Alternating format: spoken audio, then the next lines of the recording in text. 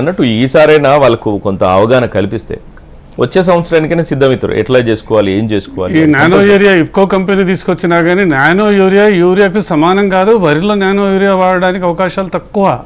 Nano యూరియాలో ఉన్నది ఎంత, ఆకుల దగ్గర పిచికారీ చేస్తుంటే ఈ వర్షాకాలంలో నానో పిచికారీ చేసి వచ్చిన వాళ్ళు వర్షం పడ్డట్టయితే మొత్తం వేస్ట్. కాబట్టి ఈ సమయంలో వర్షాకాలంలో నానో యూరియా వరి మీద సిఫారసు చేయటం అది కేవలం రాజకీయ కోణంలో శాస్త్రవేత్తలు ఆలోచిస్తున్నారు, కానీ అది కరెక్ట్ కాదు. కాబట్టి మనం ఇంతకుముందు చెప్పినట్టుగా చూడండి, నానో యూరియాని అంటగడుతున్నారు అన్నారు. నానో యూరియా వాడుతున్నామని ఎవరు చెప్పట్లేదు, అంటగడుతున్నారు.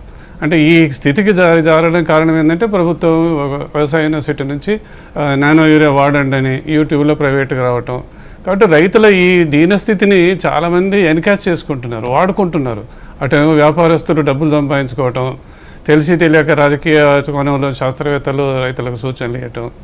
కాబట్టి ఈ సమస్యను ముందు రావద్దు అనుకున్నట్టయితే మనం తప్పనిసరిగా పంటల మార్పు ఆలోచించుకోవటం. తర్వాత ఇంతకుముందు చాలామంది మనం మీడియాలో చూస్తున్నాం, ఆర్గానిక్ వాడండి.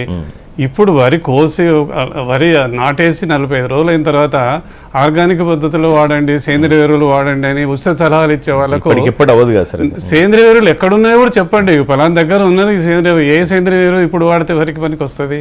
అది మీరు అన్నట్టుగా వెంటిలేటర్ మీద ఉన్న వాళ్ళకు ఆ క్రిటికల్ టైంలో తప్పనిసరి ఇవ్వాలి.